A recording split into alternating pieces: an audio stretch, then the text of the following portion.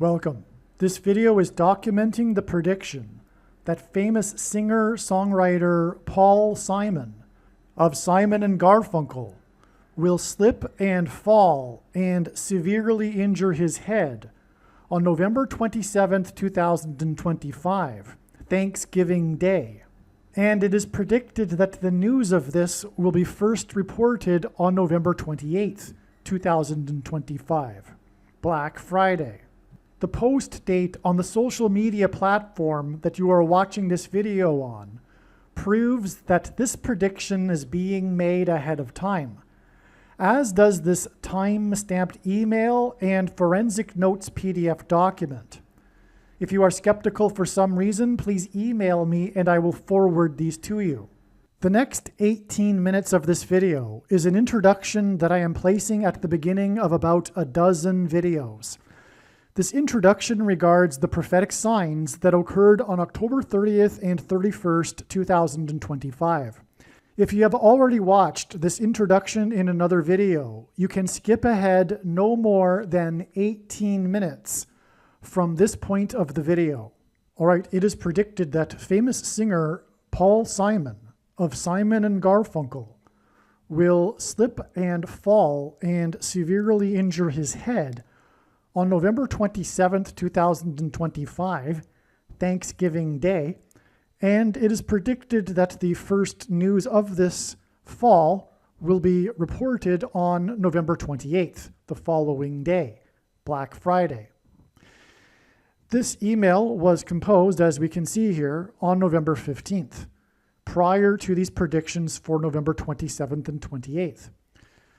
Prior to October 30th, and October 31st, 2025. It was predicted that Paul Simon would slip and fall and injure his head on October 30th, and it was predicted that the news of this would first be reported on October 31st. God orchestrated a myriad of connections from other prophetic signs in order to confirm this analysis for October 30th and 31st. In other words, these connections from the other prophetic signs were known in advance of October 30th and 31st to be pointing to October 30th and 31st. On October 30th and 31st, we received clear prophetic signs that are related to Paul Simon. October 30th and 31st was a step in the trail of signs that is leading to the date it is predicted that Paul Simon will slip and fall and injure his head, which is predicted to be on November 27th, 9 + 9 + 9 days after October 31st. First of all, God repeats a number 3 times for emphasis of its symbolic meaning, and the most important number in God's true big picture of signs, patterns, and connections, which is only being explained on this channel, is the number 9, as from the Bible, the number 9 symbolizes God's judgment. What do I mean by step in the trail of signs? Well, God's prophetic signs, none of them can be properly or fully understood without their context and connections to the other prophetic signs, something that is mostly missed by other people that are interested in God's signs. And this is also why the vast majority of God's signs are completely unknown and missed and are only being talked about on this channel. The reason why God does this is he is able to tell stories through the big picture of signs and interconnected signs that he wouldn't otherwise be able to tell from one single prophetic sign isolated on its own. That's why these signs are not recognized in general by other so-called watchers, and the signs that are recognized are not fully appreciated or understood. The reason why God tells these stories is in order to communicate extremely important information and knowledge that everyone needs to know, that is only being communicated or explained, I should say, on this channel. And for example, there was a tremendous theme that God was using for October 30th and 31st, Halloween, that God didn't, I assume, I can gather, want to use for the final date of Paul Simon's fall and then death. These signs and this theme of Halloween are extremely important, and you will see what I'm talking about when you watch these other videos, including probably this video, because what I'm doing right now is making an introduction to these other videos that predicted October 30th and 31st. In other words, there are about 10 other videos that must be watched, every minute of them. And when the prediction comes to pass, the wise person will recognize that they do need to watch every minute of every video on this channel. When the prediction comes to pass that Paul Simon will fall and hit his head and injure his head on November 27th, and it being reported on November 28th, it will prove all of the analysis for October 30th and 31st, 9 plus 9 plus 9 days ahead of the predicted fall. And the reason why that's important is because this will prove all of the information in these other 10 videos that God was telling through these stories that he designed to lead up to October 30th and 31st. He didn't do this for any reason at all. He did this for extremely important reasons. And so that's the purpose of a step in the trail of signs. It further paints the picture and enables God to tell these stories. And these stories could not be possibly told without these steps that served to connect the other prophetic signs in the big picture web of God's signs. Believe me, I know far better than anyone the purpose for this prediction that is from God. And it is to prove the things that I am saying in these videos, and especially the controversial things that I am saying, which will be proven to be true because they are proven beyond a doubt through God's big picture of signs, which in turn will be proven to be true when this prediction comes to pass. And so hopefully I have made it clear why God did this for October 30th and 31st. In other words, what I'm about to explain in the next couple of minutes is an explanation for the prophetic signs that occurred on October 31st and 30th, and which are these dates that we expected such signs in advance of these dates. And when the prediction comes to pass on November 27th, it will prove that October 30th and 31st were indeed steps in the trail of signs, and therefore all of the analysis for October 30th and 31st that was explained in advance of these dates is 100% correct. To not appreciate this is to miss entirely the point of this prediction that is from God, the point of this video, and the point of the videos on this channel. You might as well turn this video off. If you do not appreciate this, you are wasting your time. Okay, so that's what's going on here. So that's, again, why it is that this video must be watched, and the rest of this video will talk about how God pointed to October 30th and 31st ahead of time, and now you understand why he did this and why it is important that you learn what God did to point to these dates ahead of time. Because what God did to point to these dates ahead of time are the stories that contain the knowledge that you need to know. On October 30th and 31st, we received clear prophetic signs that are related to Paul Simon, as we expected in advance of these dates. October 30th and 31st was a step in the trail of signs that is leading to the date it is predicted Paul Simon will slip and fall and injure his head, which is predicted to be on November 27th, 9 plus 9 plus 9 days after October 31st. Elvis Presley famously covered Simon's Bridge Over Troubled Water song, and Presley died from the effects of his fall in his mansion when he hit his head on a porcelain bathtub. Most people don't know this, but professionals believe that the true reason for Elvis Presley's death was not him taking drugs, but the drugs were taken to deal with the side effects from the severe head injury he had 10 years earlier in 1967, when he fell in his bathroom and hit his head on his porcelain bathtub and was unconscious for an unknown period of time. This, in turn, caused over the years increasingly severe autoimmune diseases as a result of the brain injury. And that's all related to, guess you know what? The Thing, and we will talk about that in these videos. The thing that causes autoimmune diseases. Now, Paul Simon's best-selling album is titled Graceland. His song Graceland is about his journey with his young son to visit the King of Rock, Elvis Presley, the King of Rock and Roll's mansion, Graceland Mansion, in the 4x4th state. Memphis, Tennessee is named after Memphis, Egypt, and Memphis, Tennessee is located in the area of the country that is nicknamed Little Egypt. Elvis Presley, incidentally, has a hit song named Little Egypt from his 9th soundtrack album, no less. The King of Rock's Graceland Mansion in Memphis is symbolic, and I say that because of the 4x4th state and the number 9, and I'm getting ahead of myself here because God pairs 9 and 44 together. So hold on a second.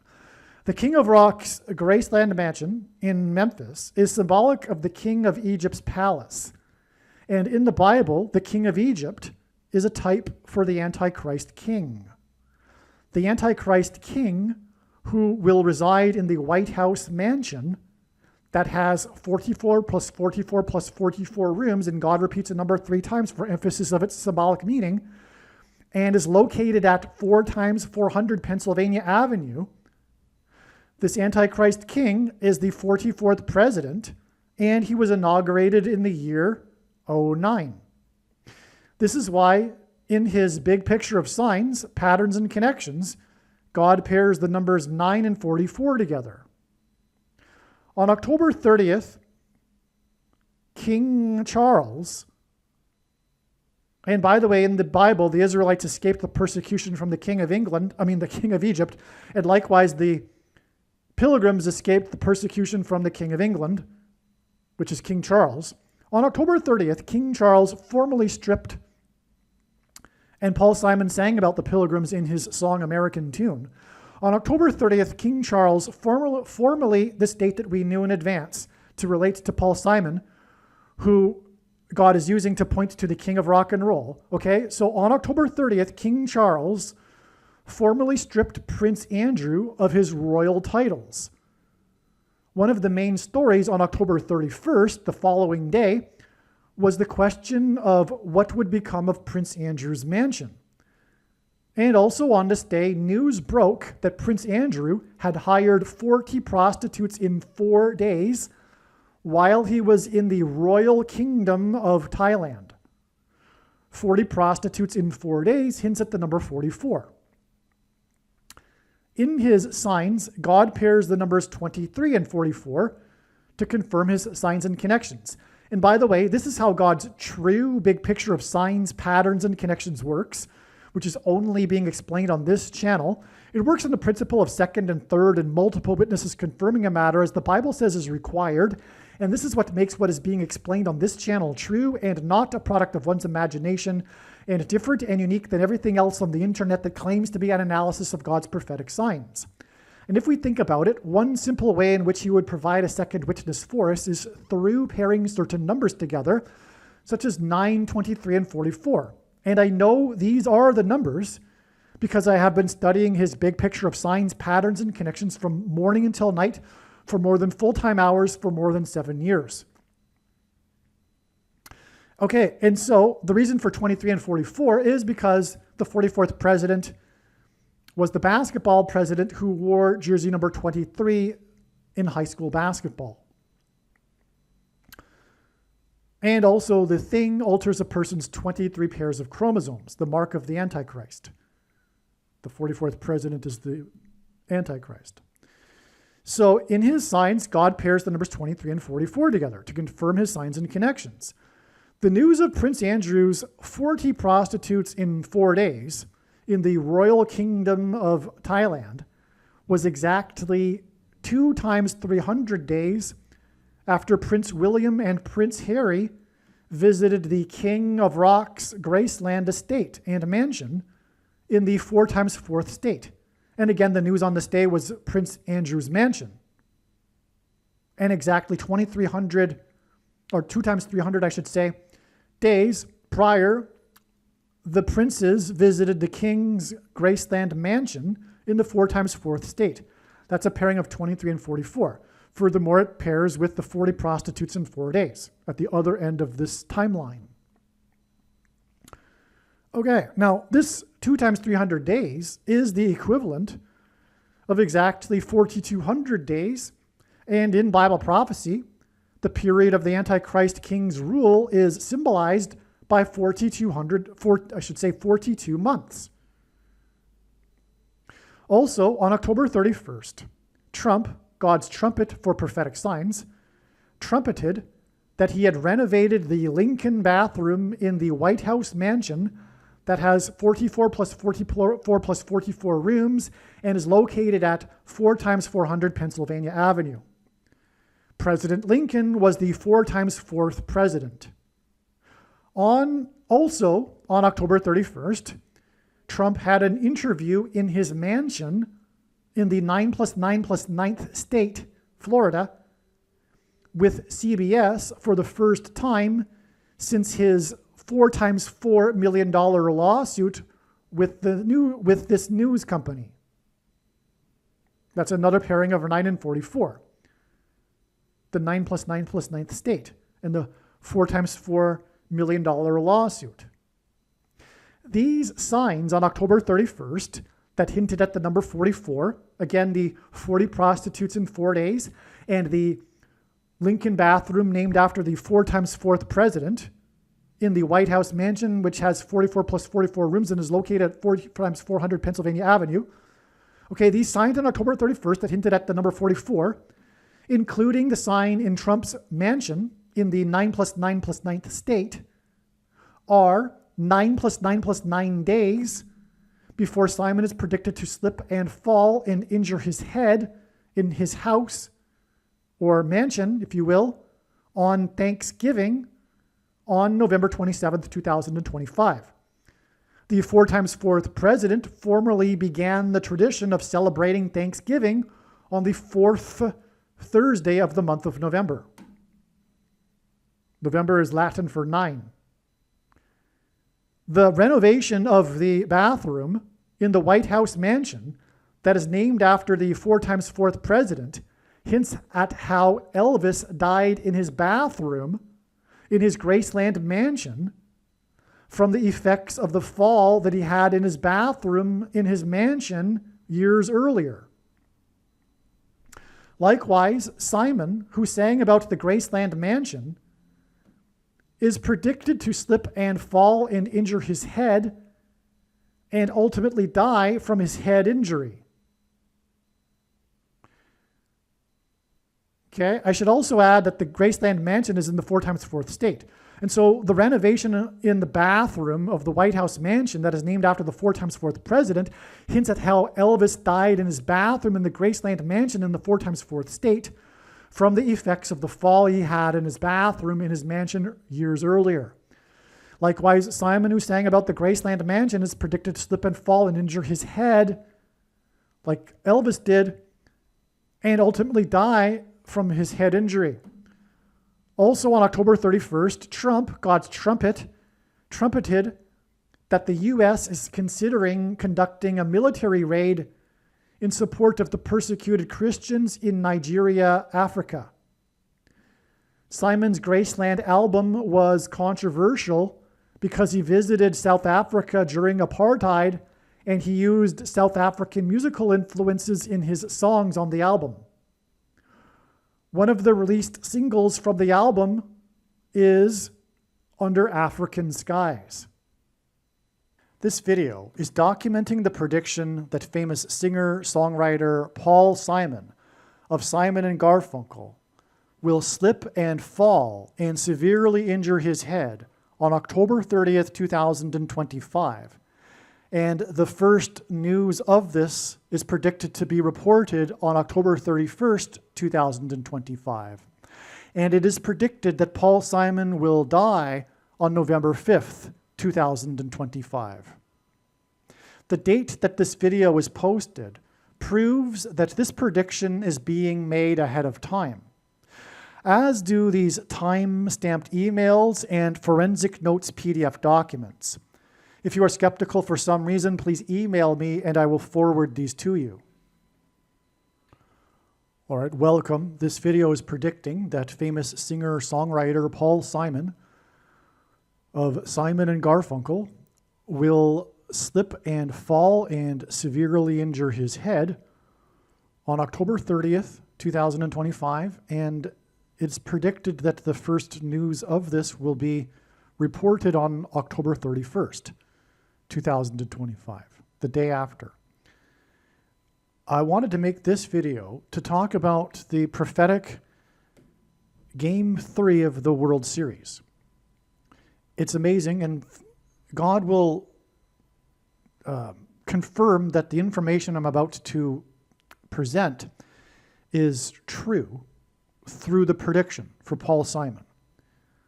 Okay, it's relevant to Paul Simon because, for one thing, Paul Simon is known to be an avid baseball fan. But this video isn't about Paul Simon. It's about what God wants to communicate, and then through the prediction, prove that what I'm about to communicate is true. Okay, that's the purpose of the prediction. And I know far better than anyone the reason and purpose for this prediction that is from God. And I'm about to explain some truly profound things. So let's get started. And let's begin with what I wrote here. This Game 3, okay? We're talking about this Game 3 of the World Series this year between the Los Angeles Dodgers and Toronto Blue Jays. This Game 3 tied the record for most innings in a World Series game at 18, which is 6 + 6 + 6, which is the number of the Antichrist in Bible prophecy and the mark of the Antichrist. Okay, and this record, and God uses records for signs. So this record, most innings, 18 innings. So if you don't know baseball, a regular game has 9 innings. This 18-inning game was essentially 2 games. Okay, and if the score is tied at the end of 9 innings, at the end of a normal 9-inning game, the game goes into extra innings until one team takes the lead and wins the game, and then the game stops. So in other words, the game continued to be tied all the way up until the 18th inning. Okay?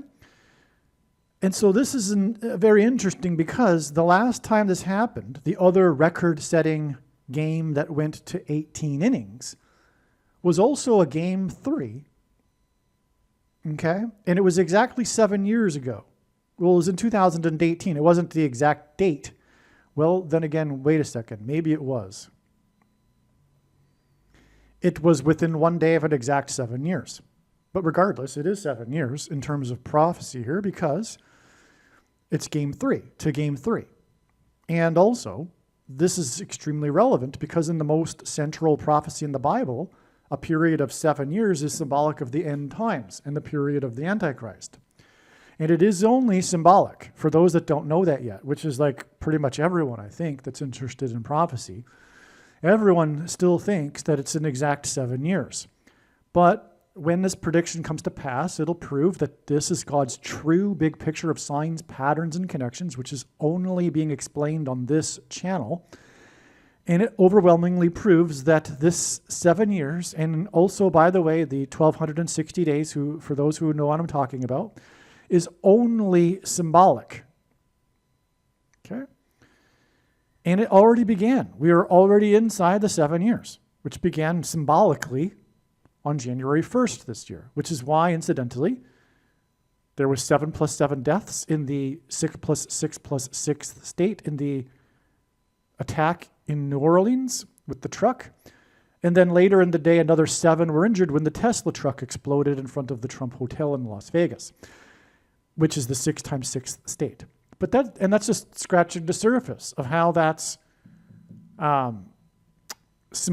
confirmation of the symbolic beginning of the 7 years. But I'm not going to get into that subject any more than I just have, except to say that was also a Paul Simon sign, because it was a Wednesday morning at 3 a.m. was the timing of the attack. And Paul Simon and Garfunkel's first album was Wednesday morning, 3 a.m. But for the relevance of all of that, I also explained countless other times in other videos. And also, when the prediction comes to pass, the wise person will recognize that they need to watch every minute of every video on this channel. Okay, that's why I won't repeat everything every time. So, we have these two record-setting games. But the thing about them, too, is that they were both played in Los Angeles. And there are 2 baseball teams in Los Angeles, but they were both played in the Los Angeles Dodgers Stadium, exactly 7 years apart.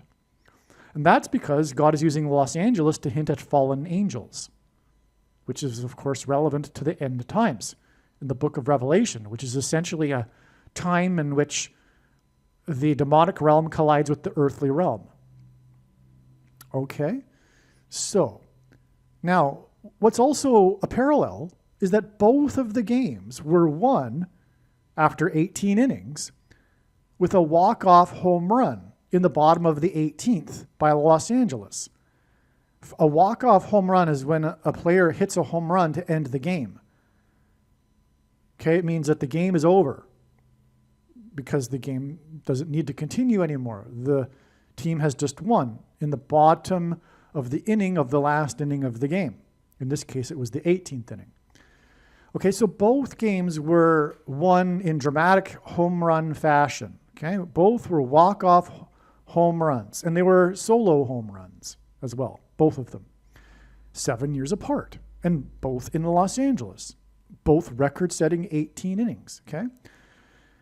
And that's because, as I'm explaining here, which is why I wanted to make this video, because it's giving me an opportunity to explain at least a small part of the extremely prophetic 2018 World Series, which I made a video about afterwards back then, but that's long lost.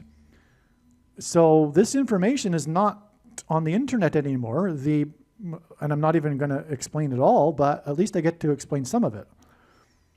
So the hero of and I'll explain why the 2018 World Series was particularly extremely prophetic. And so here we go. So the hero of the 2018 World Series, the player that hit the home run to end the game, was player number 13. And the hero this year that hit the home run to end the game after an exhausting 18 innings was player number 5. 13 plus 5 equals 18. And again, the game went to 18 innings in both years. And the first of these 2 instances was in the year 2018. And again, 18 is 6 plus 6 plus 6, which is the prophetic significance here. The name of the hero of this year is Freeman. The hero in 2018 had what the media called a Cinderella story, and the game went past midnight, the first time that a World Series game went past midnight, local time. All right, and that's saying something too, because the game starts early because it's on the West Coast and it's a World Series game, so it has to start early so the East Coast audience can watch the game. So that the fact that it went past midnight is exceptional, but of course it went 18 innings, so you get the idea here. But the prophetic significance of this is twofold. One, it confirms the Cinderella story, or I should say vice versa. The Cinderella story confirms the significance of the game going past midnight, the first time this had happened in a World Series. Well, at least I guess on the West Coast? Well, whatever. Okay, so anyway. So the reason why it was a Cinderella story is because the player at the time was a rags to riches story. From what I recall, it was a long time ago, but the prior year or even earlier in that season, he was in the minor leagues and, trying to get to the majors. And it's not like he was a young guy and a rookie or something. He was just a guy that wasn't really making it in the majors or something. He was in the minor leagues, okay? Not a fresh out of college player. So he was a rags to riches. He arrived at the Dodgers on a really low salary, and he ended up being the hero of the game. So it was like a rags to riches story, which is why the media called it a Cinderella story. But of course, in the story Cinderella, it's all about the clock ticking midnight, which also was the case with this game. But the reason for that is because of, in the Bible, Jesus speaking about the midnight cry at the time of the rapture. And the rapture is a rescue of God's faithful who will be freed from the persecution from the Antichrist and Satan. That's why Freeman hit the home run this year after midnight. 7 years after the game, winning home run after midnight by the man that was a Cinderella story. Okay. The faithful of God's will be rescued from the mark of the Antichrist, which is symbolized by 666 in Bible prophecy, and will be rescued from fallen angels, as in Los Angeles. And then they will celebrate victory in heaven. And so that's what happened after these 2 game-winning home runs. The home stadium erupted into a celebration with their victory, especially after the long, exhausting 18 innings. It was quite the celebration, as you could imagine, if they were still not too tired to celebrate. Okay.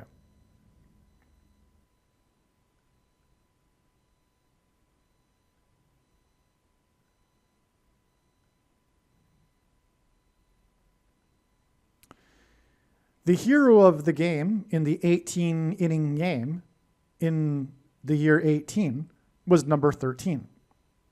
This hints at Revelation 13:18, which is the passage regarding the mark of the Antichrist in which the number 666 occurs. Okay, so again, he was number 13. It was the year 18, but it was also the record-setting at the time 18-inning game.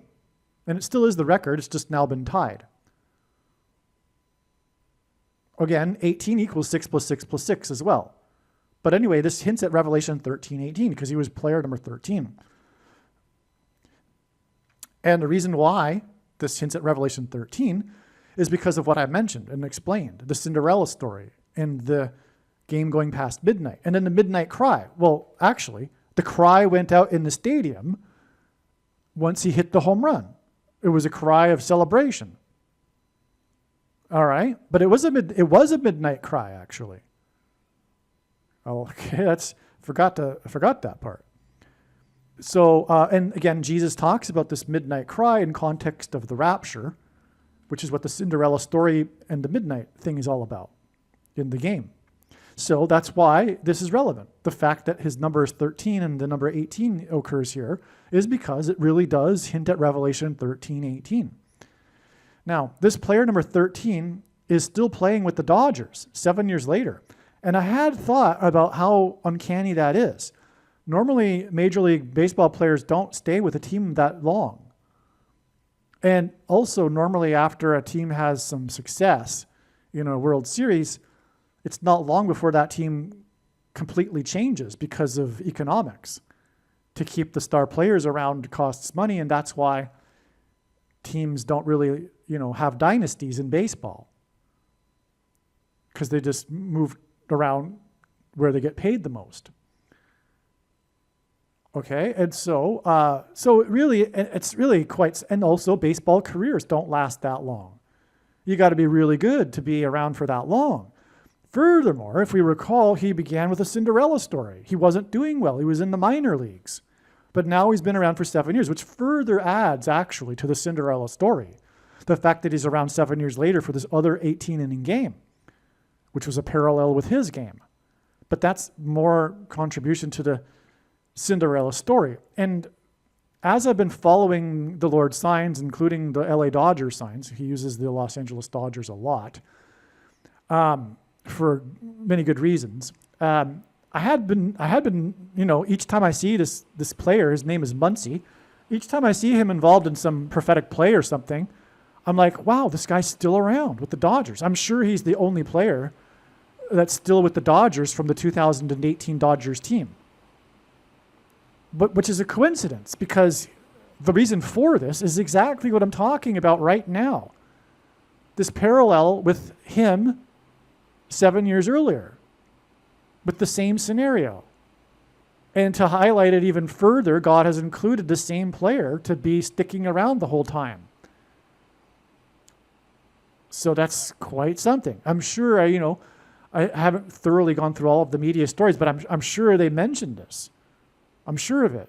That, this guy was the guy that won it the other time in Los Angeles after 18 innings, and he still plays for the Dodgers. So it's a big part of the story. Okay? And anyway, as I wrote, he is part of this story in Game 3 this year because he played in the other 18-inning World Series game. Okay. Now I'm going to get into something very interesting here. Now, before the 18th inning, or during the top of the 18th, I had a feeling it would be a repeat of 7 years ago. I saw this coming. Once I realized that the game was going that late, I think, because I'm a little slow, sometimes, it could have been realized a lot earlier, but I'm sure I recognized it by around the 17th inning, that wait a second, this really is going to be a repeat, because you don't really expect it, right? But this really is going to be a repeat of 7 years ago.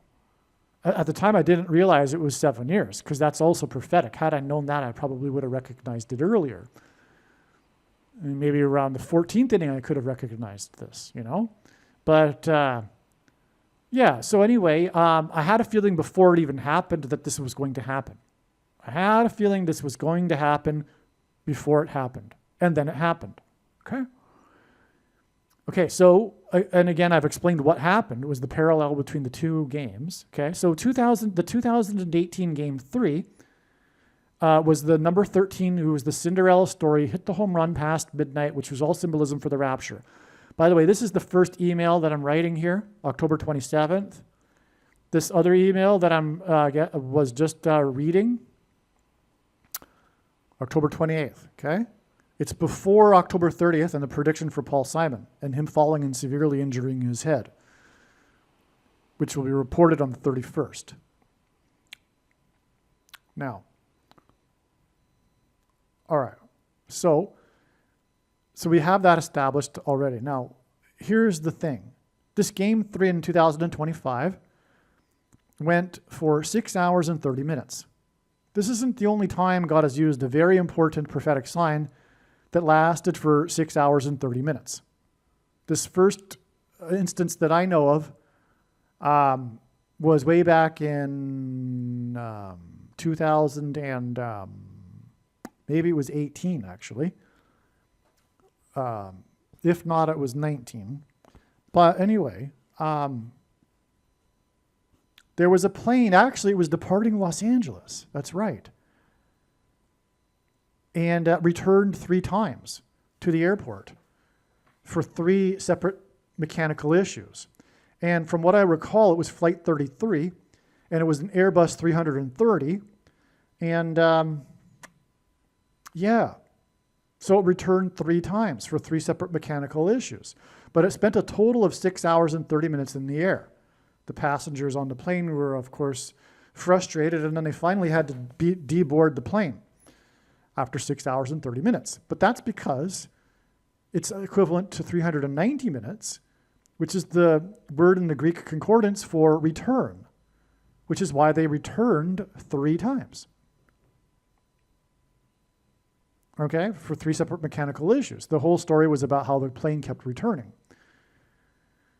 Okay, so there was more to that story. The name of the plane, because it was Hawaiian Airlines, and they name all of their planes, and The name of the plane was after, I think, the star Sirius, which is the brightest star in the sky, but in the Hawaiian name for that star, which is the star that symbolizes the Messiah. But that's what we're getting at, because this instance of the word that is in the Greek concordance for return in Greek was used by the Apostle James when he quoted Amos 9:11, which regards the return of the Lord to rebuild his temple. So anyway, that's not the only instance of the 6 hours and 30 minutes being the sign. The amount of time is the sign itself, and it equaling 390 minutes, okay? Okay, so I gave you one example of that. Now we're talking about the Lord's return, which is, of course, what the signs are for, revealing the timing of the Lord. And for those that have the misinterpretation and mistranslation of Matthew 24:36, no one knows the day or hour, the most quoted verse in the Bible, when this prediction comes to pass, it'll prove that you are wrong. Yes, it's true. No, there's no debate. There's no arguing. There's no discussion at all, period. End of discussion. You're wrong. You have a wrong interpretation of that passage. And I know I'm speaking to like 99.9% of quote-unquote Christians that use this passage as an excuse to not watch something that Jesus commanded.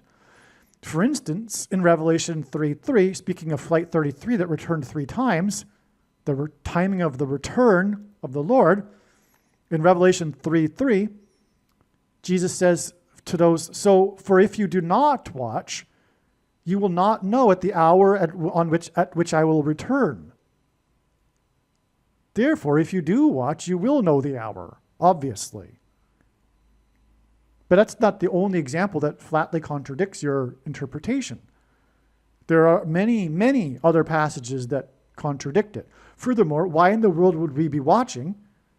For what? It's obviously to watch for the timing of the Lord. And for those that are like in between, you want your cake and eat it too, who say, well, we can know the season, but we can't know the day or the hour. Hogwash, malarkey.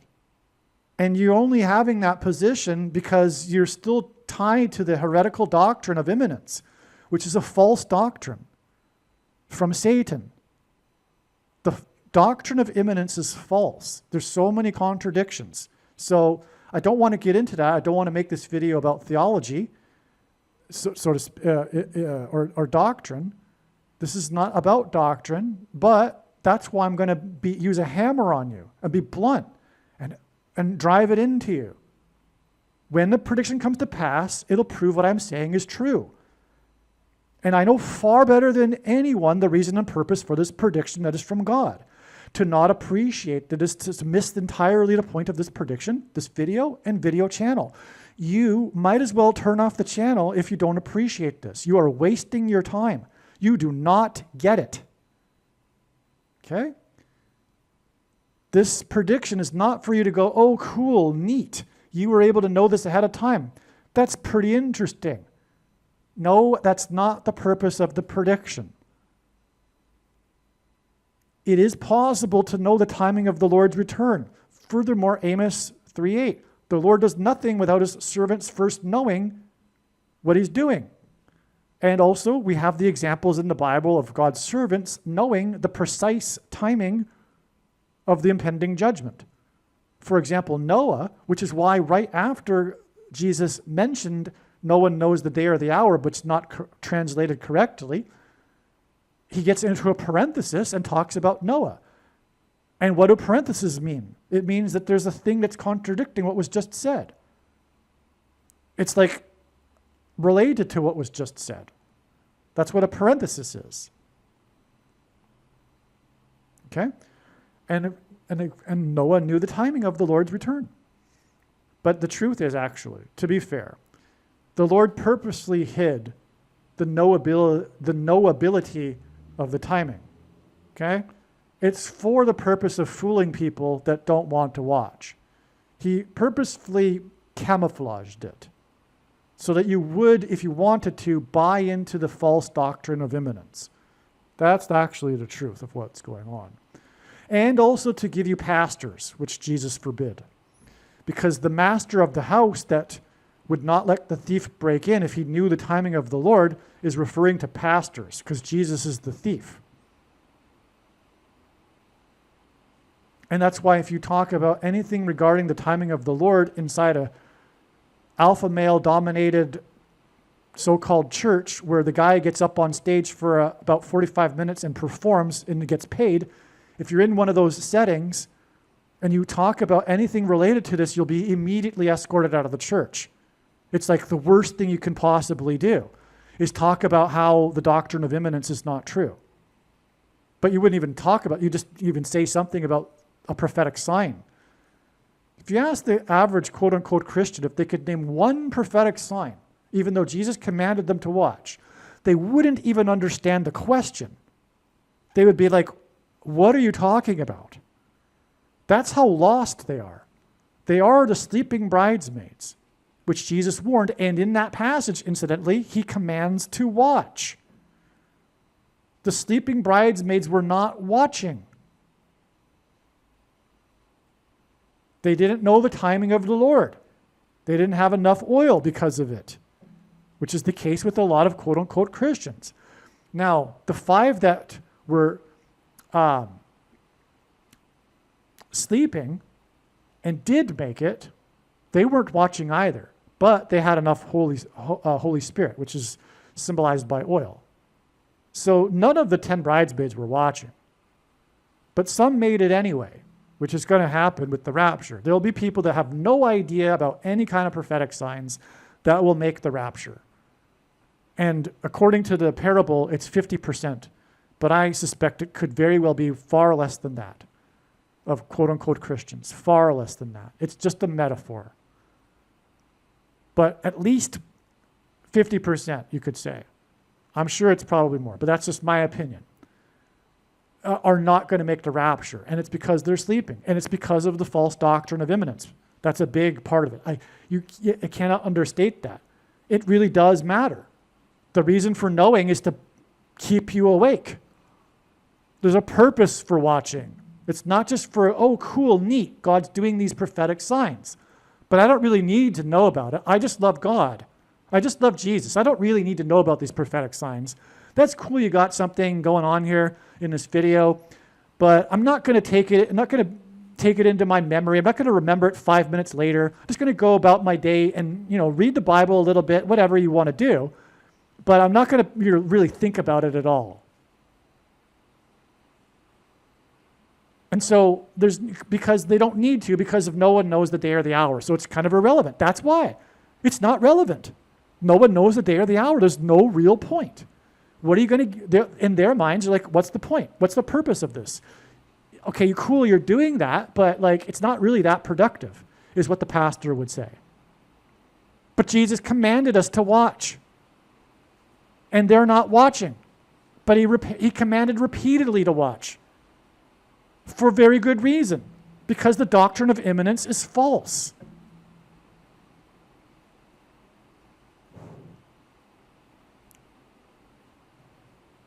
Anyway, when you ask them for the one prophetic sign, they don't even recognize the obvious one, which is the Star of Bethlehem. But what was the Star of Bethlehem? It was a sign for who? Who recognized it? Because it was a sign, right? And it wasn't for everyone. It was for the wise men. And they knew the timing through this sign of the Lord's first coming. And when they arrived to Jerusalem, King Herod and everyone were like, what are you talking about? What sign? We didn't see it. They didn't see it because it was there, but they didn't recognize it. It was in the night sky. They simply didn't recognize it. Why? Because they weren't interested in this sort of thing. They weren't interested in prophecy. They weren't interested in the Bible, in other words, because 1/3 of the Bible is prophecy. And the Christian tradition is a prophetic tradition. Revelation 19:10, the testimony of Jesus is the spirit of prophecy, but yet they weren't interested in prophecy, and neither are they today. But if we think about it logically, if there was a sign for the wise men who were watching to recognize for the precise timing of the first coming, wouldn't it be logical that there would be a sign for the people watching, the servants, that God does nothing without telling them first about the timing, including the precise timing, not just the quote-unquote season of the Lord's return? Well, of course there would be. In fact, it's not just one sign, it's thousands of signs, which literally the vast majority have been missed, including by the supposed watchers, for a couple of big reasons. One, they're not watching enough because they are on the fence. They still don't really believe that it's that important, because no one knows the day or the hour anyway. We know the season, and so now that we know the season, we don't really need to pay attention to the details. That's pretty much where most quote-unquote watchers or people that are interested are. They're like, it's somewhat interesting, but I'm like focused on my other Christian stuff because, well, we already know the season, and it's going to be soon. We don't really need to pay attention to the details. It would only be by someone who knows that the doctrine of imminence is from Satan that God would be able to reveal his true big picture of signs, patterns, and connections, which is only being explained on this channel. Because how many people do you know that think that the precise timing of the Lord is possible? Even the watchers, quote unquote, don't know that or think or believe that. And so they're half interested. At least they're half interested. The vast majority of Christians are not really interested at all. But another reason why the majority of the signs aren't recognized is that the full intended meaning of all of the prophetic signs cannot be fully or properly understood without their context and connections with the other prophetic signs, which is only being explained on this channel. That's right. When they see these signs, if they see them, they don't really know what to make of it. They don't understand them because they don't know the context. For example, the other signs that occurred on the same date, but also how they connect to other signs. And it is only through these connections and patterns that God is able to tell these extremely important stories that have the extremely important information and knowledge that everyone needs to know, that is only being explained on this channel. It's through the connections and the full intended meaning of the signs, like, for example, I'm explaining in this video. Now, another reason why the other quote-unquote watchers don't really get it, unfortunately, and they have some brilliant things that they discover. Some, I do learn from others. That's not to say that they don't discover things that I wouldn't have discovered. But the reason why they don't really get it, though, and miss the vast majority of the signs, another reason, is that for whatever reason, the vast majority of quote-unquote Christians that are watching or whatever, I shouldn't use the quote-unquote part, but the vast majority of the people that are watching, for whatever reason, attribute these signs to Satan. They're not from Satan. They're from God. And if you don't recognize that, well, how in the world are you going to appreciate what God is doing? This is a thing that gets a lot of people. And I find that the people that are misguided on this are generally have the conspiratorial mindset. It's good to recognize that there are conspiracies, and there certainly are, and Satan is behind them, etc. But they go overboard. There's rational reasoning and conspiracy fact. Anyway, I just find that in general, they have an excessive amount of conspiracy theory infused with their Christianity. It's like a mix, because conspiracy theory has become a religion. And so they're like mixing the conspiracy theory religion with Christianity, which is the thing that God hates the most. The mixing of false religion with true religion. It's the thing that the Jews were chastised for repeatedly and then ultimately exiled, for mixing with the pagan religions of their neighbors. Well, in our modern culture, we have what you might call the rise of a new religion, which is this conspiracy theory religion. Some of them are Christians and some of them aren't. And they both are part of this movement, which tells you something that it isn't Christian. But these people are, in general, I find a lot of the watchers, that, especially the ones that attribute the Lord's signs to the devil, are also part of the other false religion of conspiracy theory. How Satanists are behind all of these things. Like, they would actually say, in fact, if they were to try to explain what I'm explaining in this video, they wouldn't be able to. Not these particular signs. But if they were to try to explain something similar, they would attempt in some way to explain, to say, purport that they're the result of Satan and Satanists. They would say, for example, all sports are rigged, and the guy that hit the winning home run was part of the Satanist conspiracy, etc. I mean, it's just ridiculous, which is why they're not able to watch properly, and God can't use these people. So the guy that God is going to reveal his true big picture of signs, patterns, and connections to, one, doesn't subscribe to the false heretical doctrine of imminence, and is not the extreme conspiracy theorist. Otherwise, those other people can't be used. They're used for useful things. Don't get me wrong. I've learned some things from other people, the ones that are, for example, like excessively into conspiracy theory and attribute God's signs to Satan. But there's no way that they're really going to get the big picture and understand things. And that's why what's being explained is only, the big picture of signs anyway, is only being explained on this channel. All right, so I got off subject, but I got that out there. And I got it into a video that will have a prediction for Paul Simon, and so theoretically it should be watched by many people, and hopefully this will help many people that are, for example, attributing God's signs to Satan and are therefore not able to really recognize what's going on.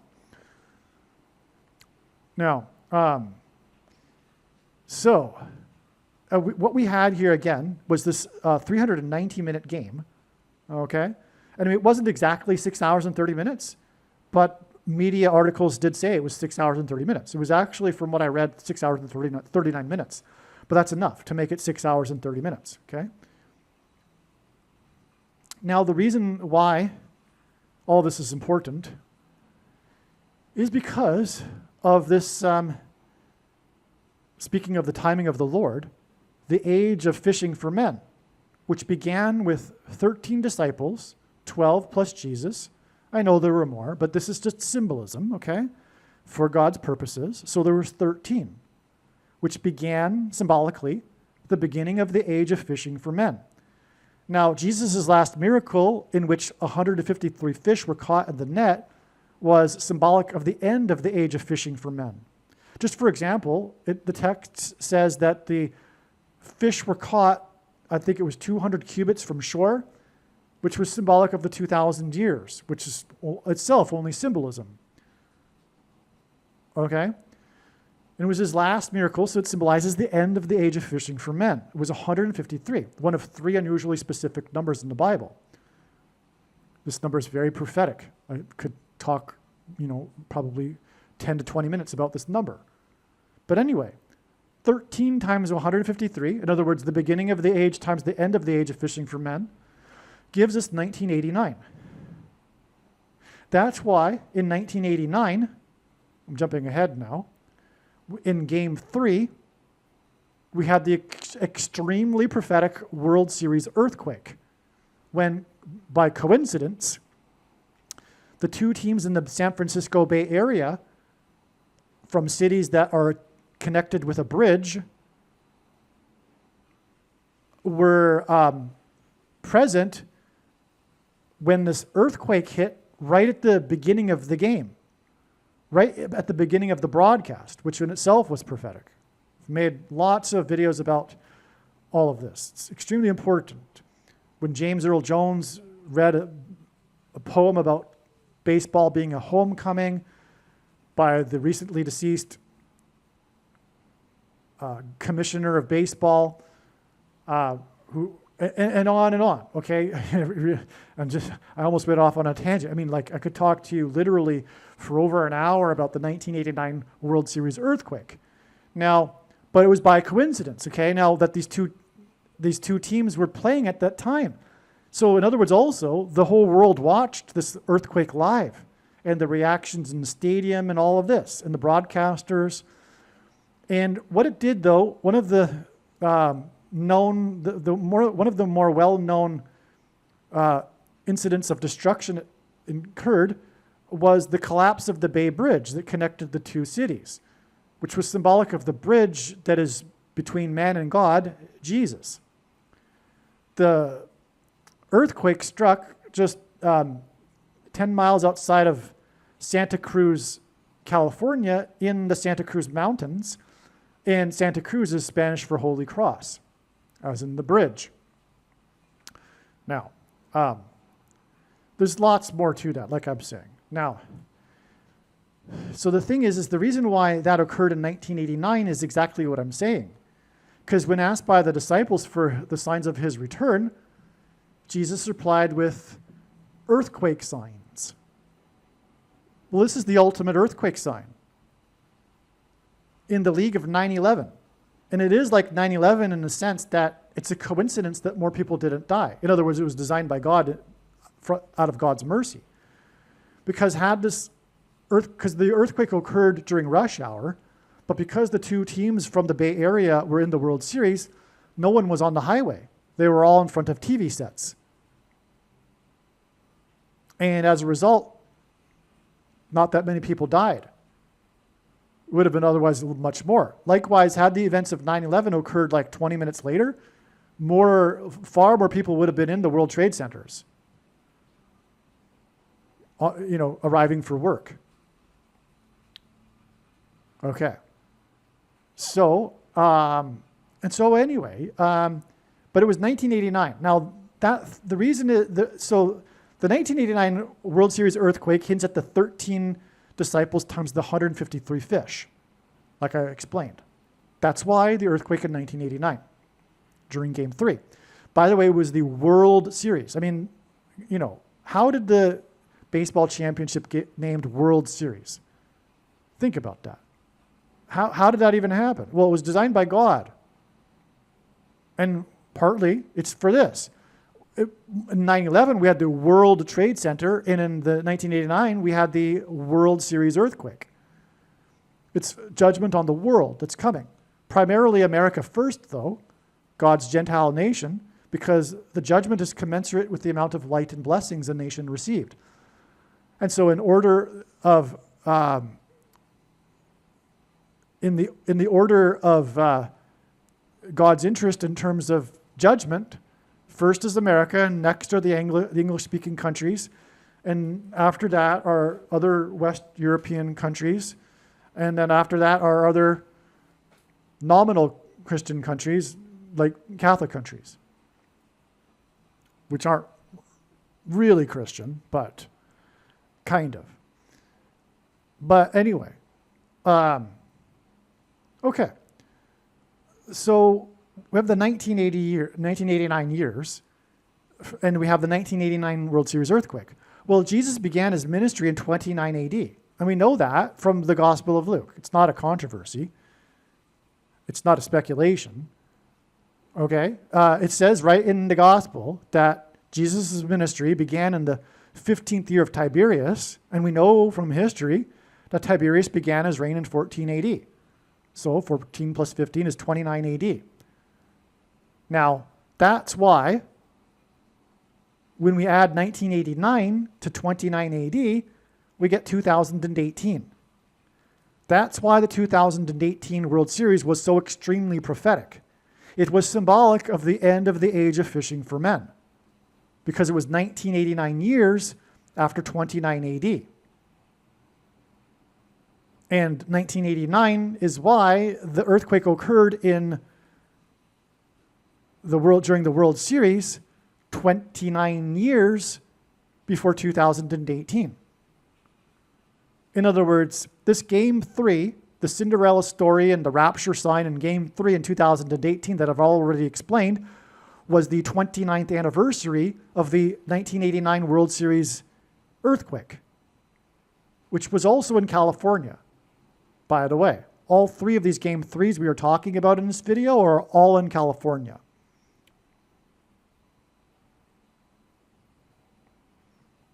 Now, okay, so that's why, now, there were so many parallels also with the 1989 World Series. For example, the 2018 World Series opened with James Taylor singing the national anthem in Boston. Well, the opening of the broadcast of Game 3, the ABC network played the song Hello, Old Friend by James Taylor, which was itself symbolism or a hint at, because it came right after James Earl Jones read the poem about baseball being a homecoming. And the homecoming, of course, is referring to Jesus, the second coming. That's why the song after that was Hello, Old Friend by James Taylor, which is why the 2018 World Series, 29 years later, began with James Taylor. And on and on. There's like so much to the 2018 World Series, but I'll just end it like on that note for now. Okay, and again, 2018 was 29 years after the 1989 Game 3 World Series earthquake, because Jesus' ministry began in 29 AD and began with 13 disciples, and 13 times 153 is 1989 years, which gets us to 2018. Now, in Bible prophecy, in the most central prophecy, is a symbolic 7 years. And this year was 7 years. And this Game 3 was 7 years after the Game 3 in 2018. And both of them, as I just explained, had these parallels with the 18 innings and all of that, and the home run that ended the game, etc. Okay? All right, now, so the 1989 Game 3 was also exactly 36 years before this Game 3 in 2025. The number 36 hints at 666, the number of the Antichrist. The 7 years period symbolizes the Antichrist, but also this 36 years period symbolizes the Antichrist, because 36 hints at 3 sixes, but it's also 6 times 6, and also 2 times 18, which is 6 plus 6 plus 6. And also the 36th triangular number, which in a triangle of numbers, the last number in the 36th row is 666. And 1 plus 2 plus 3 plus 4 all the way up to 36 equals 666. Okay, and so that's why we have this 666 years connection between these two Game 3s. The one with the World Series earthquake, which by the way was in San Francisco, because the first of the two Antichrists is Pope Francis. But this other one at the other end was won by Freeman, which hints at the rapture and rescue and the freeing of God's faithful from the mark and persecution from the Antichrist, the Pope.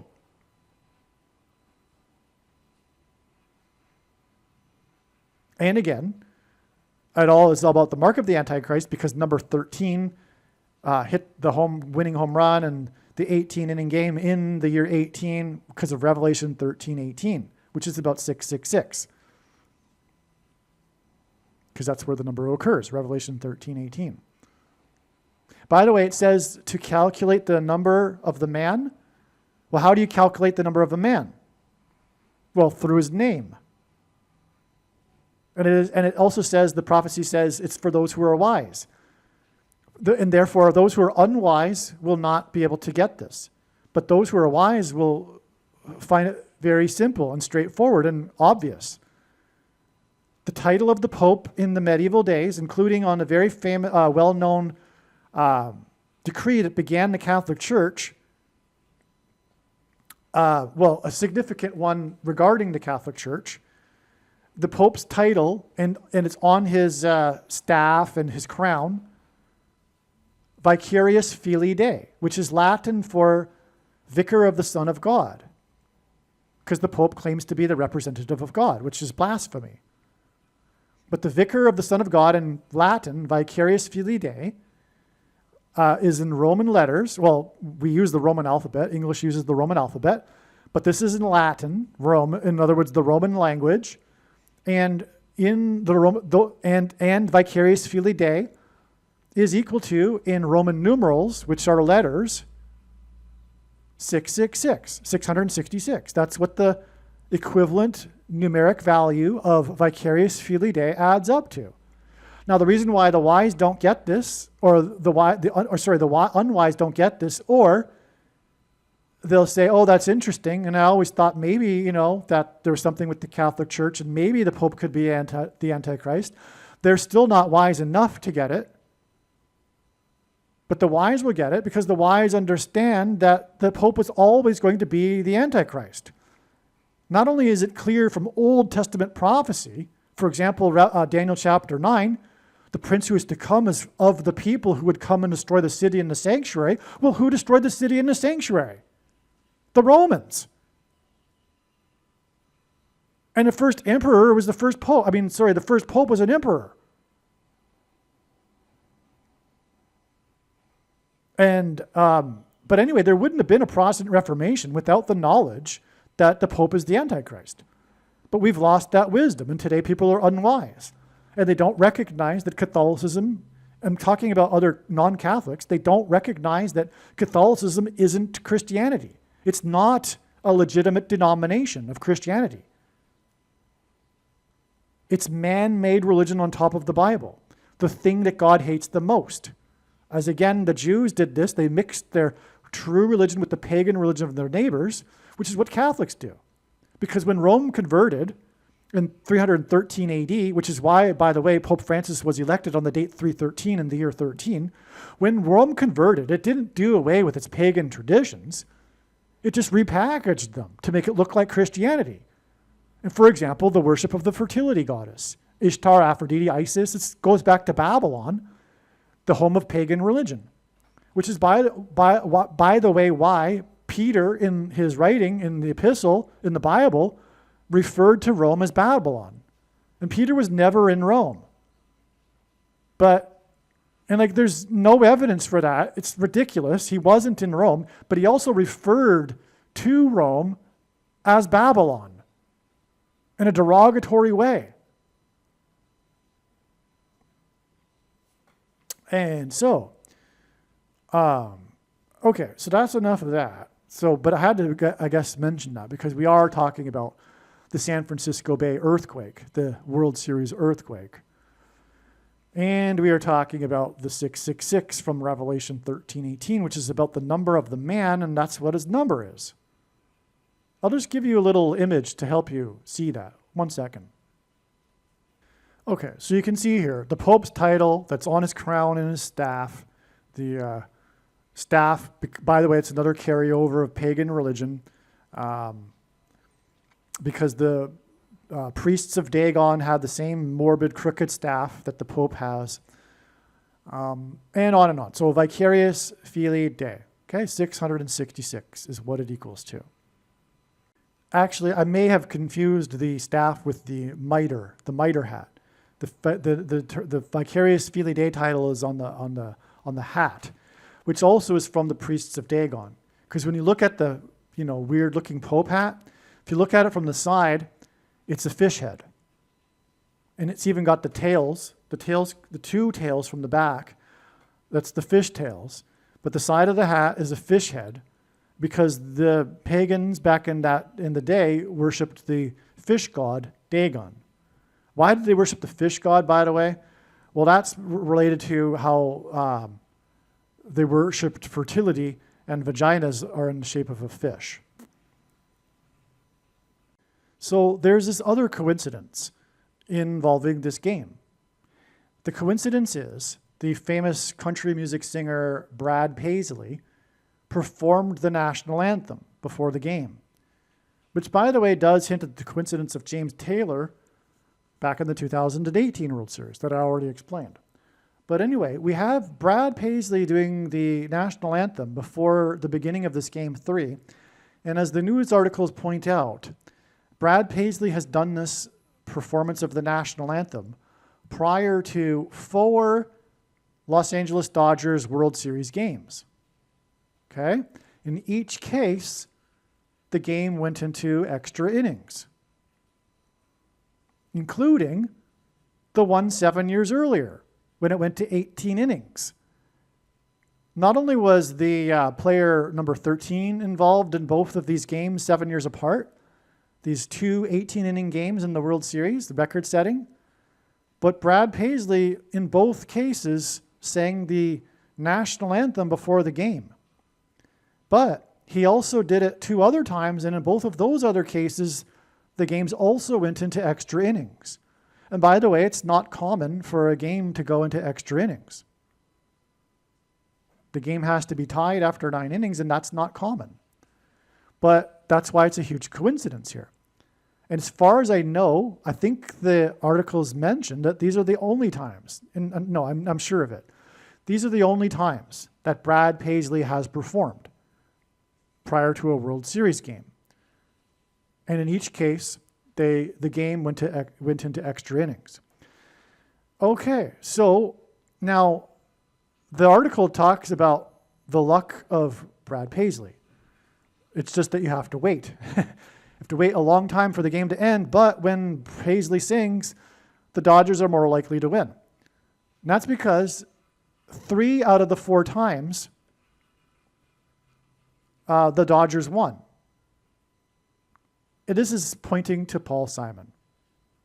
This is amazing. Because as I've explained countless other times in other videos, Paul Simon is pointing to the Hebrew idiom, or rather Paul Simon as a prophetic sign, is pointing to the Hebrew idiom in the book of Amos for 3 transgressions and for 4,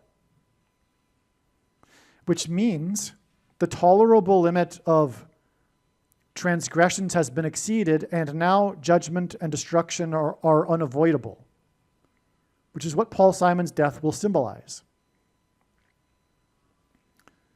Okay, Paul Simon began the period of grace and opportunity to repent and turn back to God after the warning on 9/11, and he opened the broadcast, as in the opening of the game by Brad Paisley. Simon opened the broadcast, that just came to me, but that's also extremely relevant here, of the Saturday Night Live broadcast right after 9/11, 4 days after 9/11. His 4th album with Garfunkel is Bookends. It contains the hit song America. And Paul Simon's death will be the other bookend to the period that America was given after the warning of judgment and destruction. Since that time, America hasn't returned to God. It has raced exponentially even further away. Okay, and so now, that's amazing because, Paul Simon opened the broadcast. That's why Brad Paisley opened the World Series game. And 3 out of the 4 times for 3 transgressions and for 4. Now, how does Paul Simon point to 3 transgressions and for 4? This Hebrew idiom. Well, he's Jewish, but also his first album with Garfunkel is Wednesday Morning, 3 a.m. That's the title of the album. That album contains Sound of Silence. And in Revelation 8:1, a sound of silence is observed in heaven before the 7 trumpets of judgment on the world, which is why Paul Simon's most recent album is 7 Psalms and is hit late in the evening, a name in which also hints at the late hour for repenting and coming back to God, heavily uses trumpets and is known for doing so. And so the judgment begins, in other words, after Simon's death, because it will point to Revelation 8:1, because of his song Sound of Silence that launched his career. That's followed in Bible prophecy by the judgments for 3 transgressions and for 4. So the album for 3 transgressions and for 4 hints at 3 and 4 because Wednesday is the 4th day of the week. And in ancient Israel, the 3 a.m. was the beginning of the 4th watch for 3 transgressions and for 4 in the book of Amos, in the 1st chapter, which has 15 verses, which is why Paul Simon's prophetic dream, in which a voice instructed him to make his most recent album, 7 Psalms, and to name it 7 Psalms,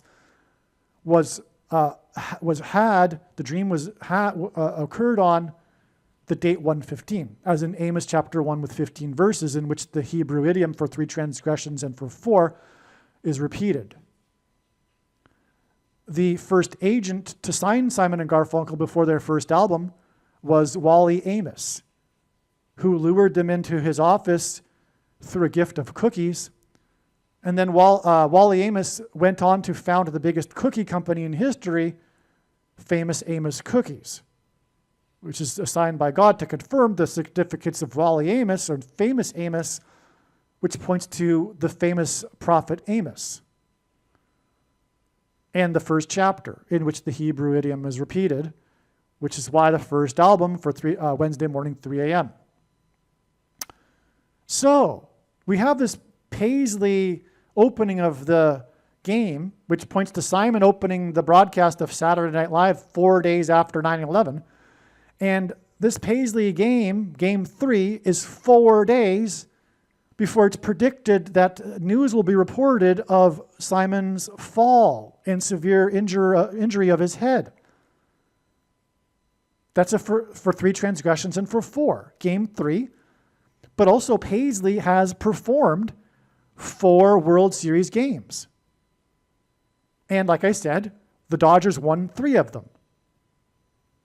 So Paisley, this was his 4th World Series game that he performed at, is 4 days before the death of the news of Paul Simon's fall.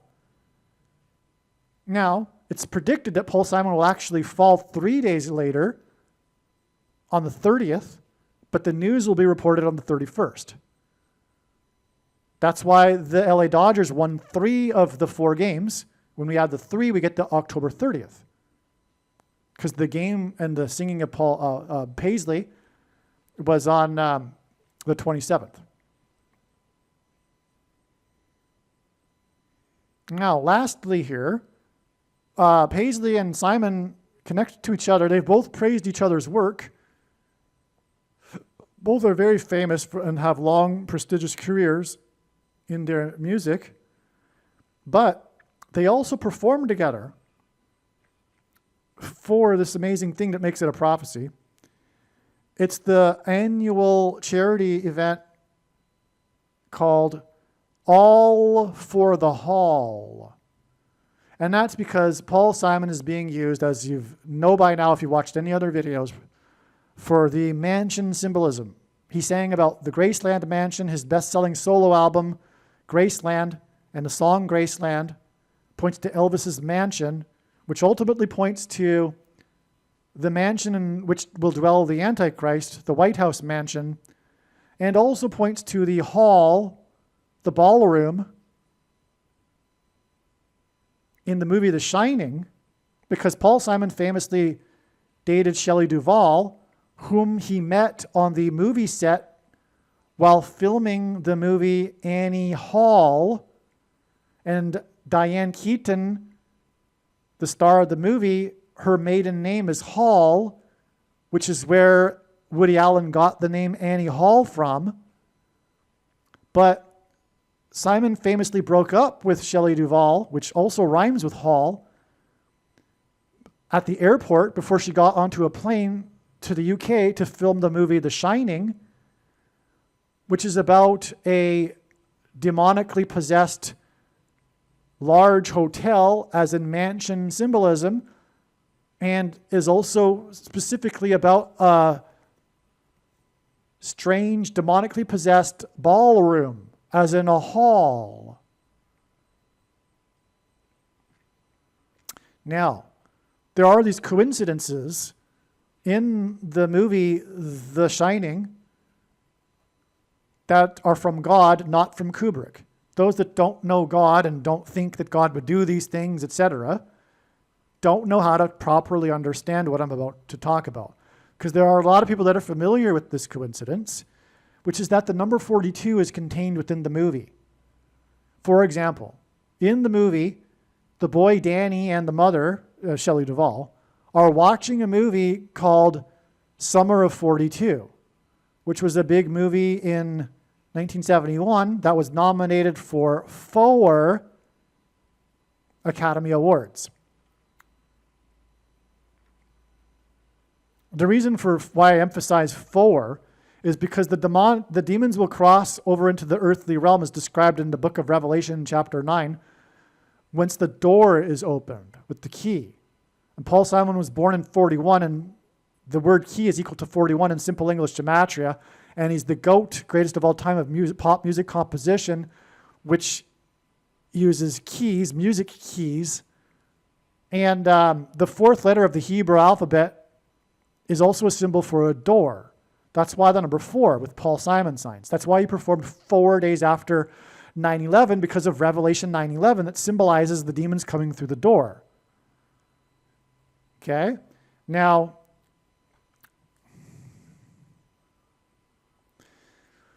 the movie Summer of 42 was not put into the movie by Kubrick so that he could play a neat little coincidence game for people involving the number 42.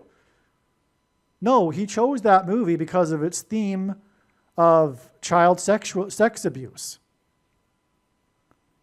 Because in the movie, there is this theme of child abuse. Okay? That's the reason for the movie Summer of 42. Now, did Kubrick put the other 42s in the movie because of the movie Summer of 42? Well, no. For example, in the movie, the boy Danny, who watches the movie Summer of 42, wears a shirt with number 42 on his sleeves. But from what I have read, the crew responsible for the clothing of Danny just brought a pile of clothes to the movie set, accumulated a large pile of clothes, and they just selected from the pile. Like, I've read, for example, that they didn't select a sweater with the Apollo 11 on it because of the room number 237 and the moon being 237 miles away from Earth. That's a coincidence. Like, I've read the people who did that were responsible for the sweater saying, no, that's just a coincidence. We didn't plan that. And why can't we attribute it to God? Why do these people have to say, why do they have to say, no, they're lying? Why would they lie? No, it was from God. Why is it always a conspiracy? The Satanists are doing it. Give it a rest. It's from God. Okay? Now also, the room 237, when we times the numbers, 2 times 3 times 7 equals 42. And the room 237 is not because it equals 42.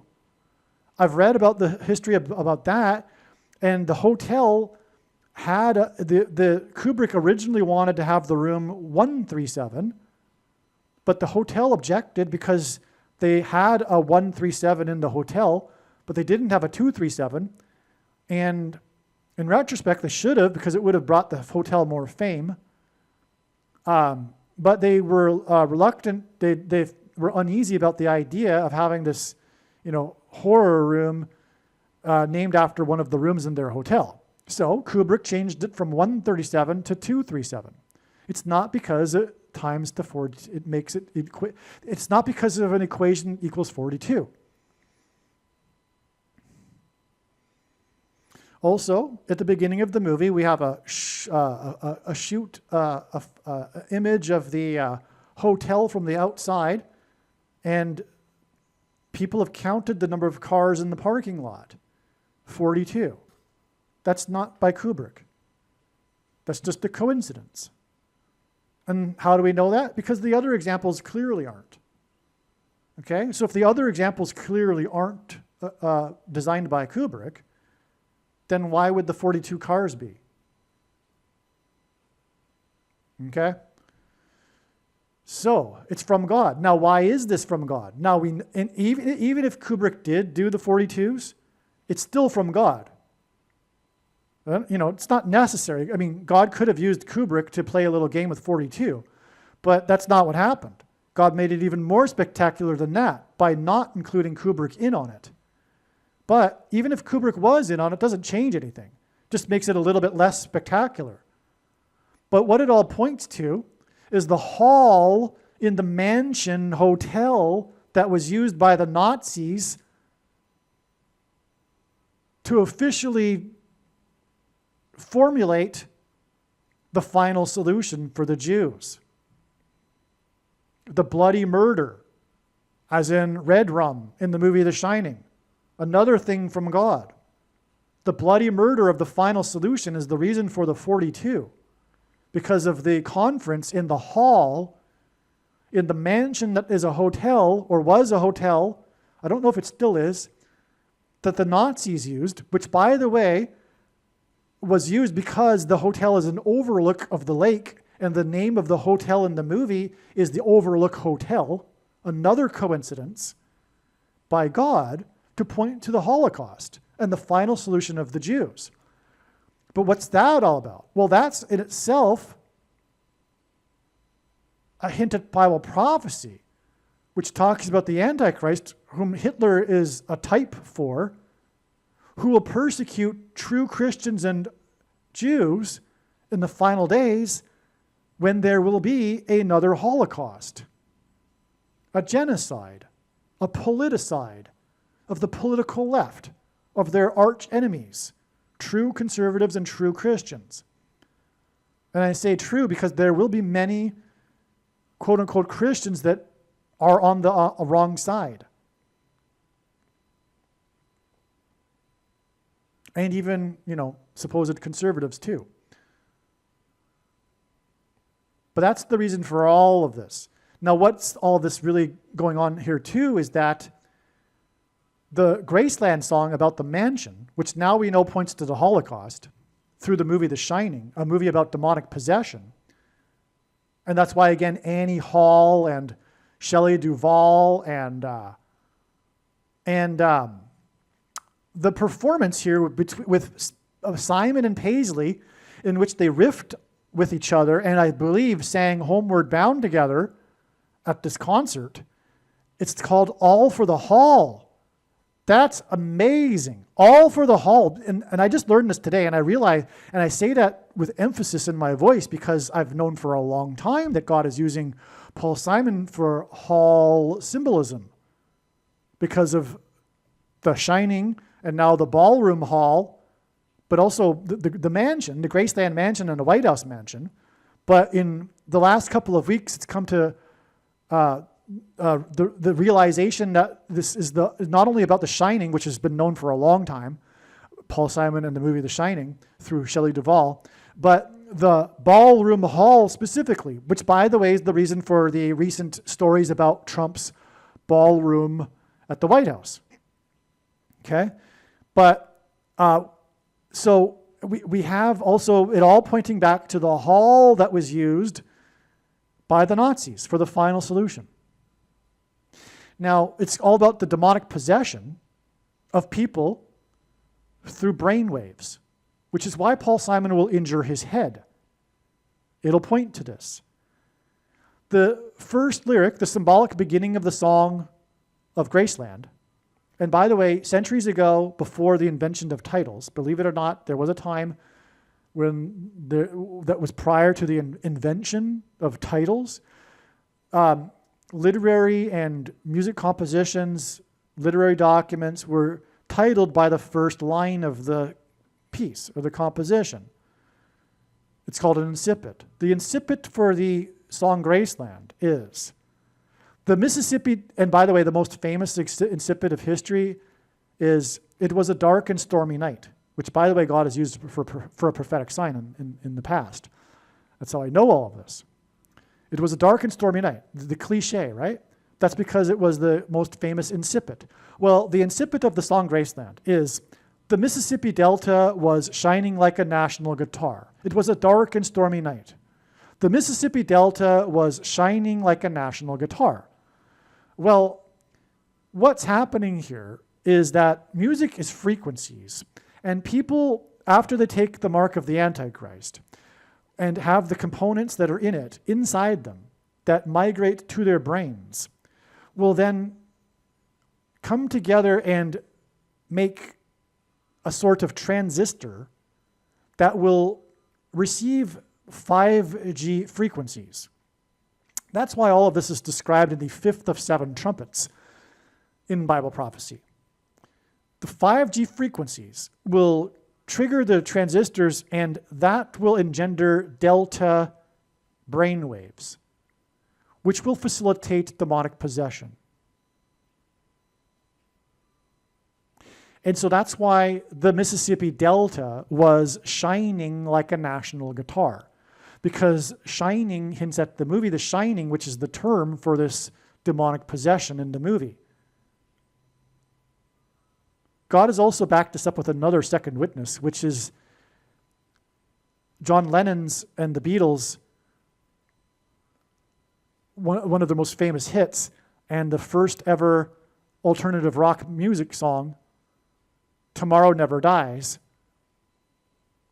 in which Lennon sings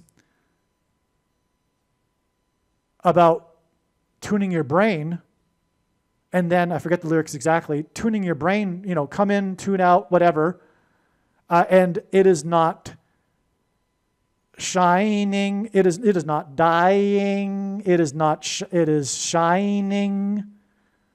That's the song, if you know what I'm talking about now. Maybe that rings a bell. Maybe I should just get the lyrics. But anyway, it's about The Shining, and it's about meditation and stuff like this. It's about brain waves. But it's also about not dying. Okay, because, in Lennon's perspective, it's some convoluted thing about reincarnation. But what it is a prophecy. Because what's going to happen is the demons pretending to be aliens will promote the mark of the Antichrist, the SHOT, and promise immortality for those who take it. And then they will become demonically possessed. They'll try to reach immortality without God. It'll be the same lie as the first lie ever told in the Garden of Eden to Eve when the serpent said, "You shall surely not die." Well, the final big lie of the age is the same as the first. Okay, now, so that's what's going on here, and I think we've covered it all here. That's why Paisley and Paul Simon performed together at the All for the Hall thing, which ties them together, which makes Paisley's performance at the baseball game relevant to the prediction for Paul Simon, who was a baseball fan, 4 days later and 3 days later, because Paisley sang three times when the LA Dodgers won. So 3 and 4 days for 3 transgressions and for 4. Wednesday morning, 3 a.m. Sound of Silence, Paul Simon. The bookend, his death being the bookend, which by the way is predicted for November 5th, the bookend to the warning of judgment to America, hence the album Bookends that contains the song America. Because when Paul Simon dies, it will be God's sign, his big symbolism, his big symbol that will communicate that the period of opportunity to come back to God is over. And now judgment and destruction are unavoidable, which is what the Hebrew idiom for 3 transgressions and for 4 means.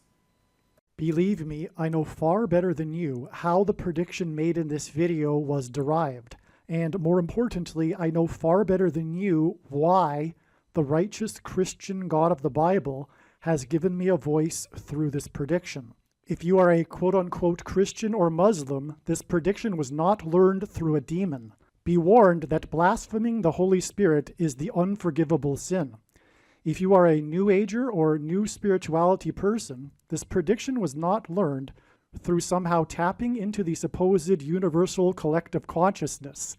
If you are a conspiracy theorist, this prediction was not learned through figuring out a supposed code that the Illuminati and Satanists are using. This prediction was learned through the Bible and through watching carefully the Lord's prophetic signs, which Jesus commanded all Christians to do. Besides proving that Jesus Christ is the Lord, the reason why God has given me a voice through this prediction is to prove that the controversial things that I am saying in the videos on this channel are the truth.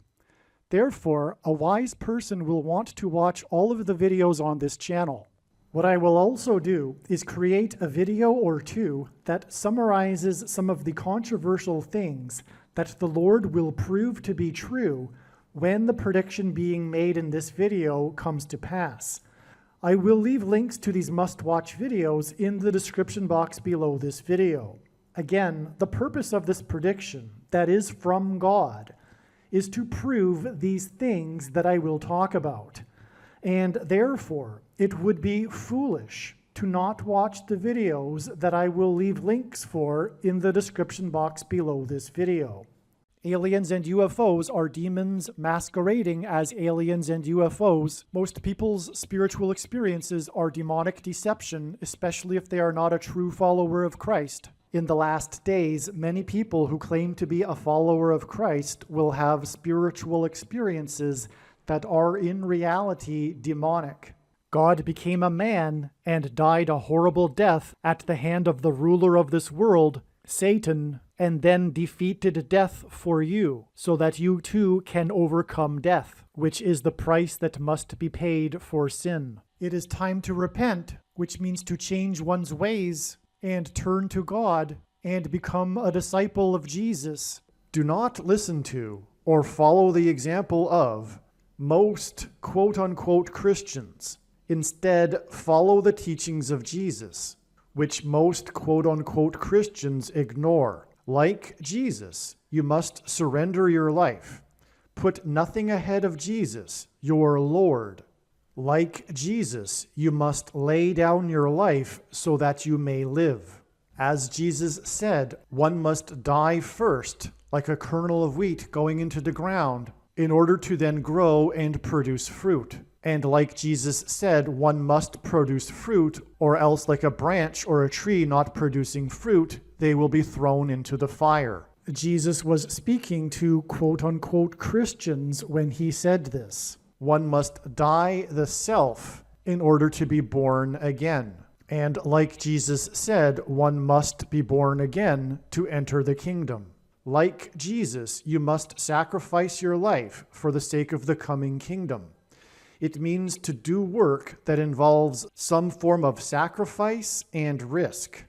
To have faith does not mean to intellectually agree. You need to demonstrate your faith through taking action. To have faith means to trust in God's promises.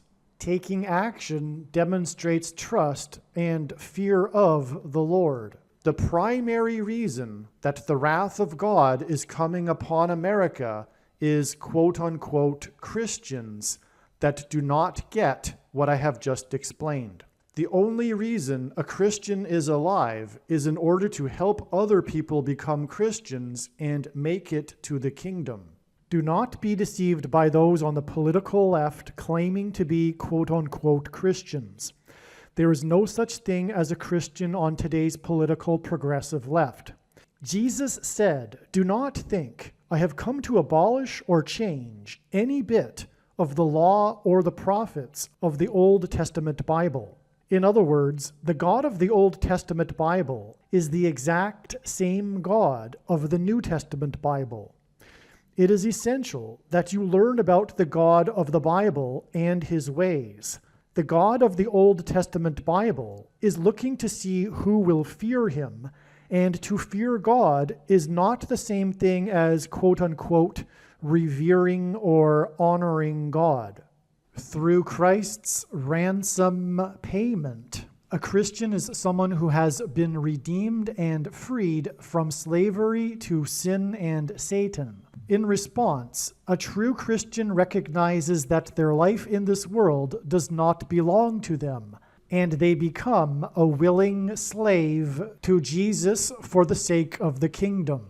Please leave a like and upvote the video, and once this prediction has come to pass, share this video with everyone you know, and more, don't stop sharing it everywhere in social media. And don't only put the link to this video or another video on this channel in comments sections of places you typically visit, but importantly, put the link to the video in places you never visit, where people who don't think like you visit. If you are a quote-unquote Christian, nothing in terms of an evangelism tool compares to this video with its prediction. It is a massive bag of gold. Beware of Jesus' warning through the quote-unquote Christian that did nothing with his bag of gold and was banished to hell. Also, read Ezekiel chapter 3 and 33 for this same warning. If you think you might be spending too much time watching videos instead of working and sacrificing for the kingdom through handing out flyers and potentially helping hundreds of people in the same length of time as a video, my flyer is filled with amazing information that people need to know right now, and it points people to the video channel. Now is not the time to be handing out typical evangelical tracts that are largely based in error anyway, such as, quote, Jesus loves you, unquote, for example. You can hand out the flyer on busy street corners, put them on car windshields in busy parking lots, and put them in mailboxes. Just send the file to your local print shop. You can download the file from the website. Please leave a like and upvote the video, and once this prediction has come to pass, share this video with everyone you know, and more, don't stop sharing it everywhere in social media. It is essential that everyone immediately read the homepage of my website, asteroidprediction.com. If you are watching this on the YouTube platform, please note that not all of the videos are on YouTube. You need to switch to the Odyssey.com or Rumble.com channel, and do it now in case you aren't able to later.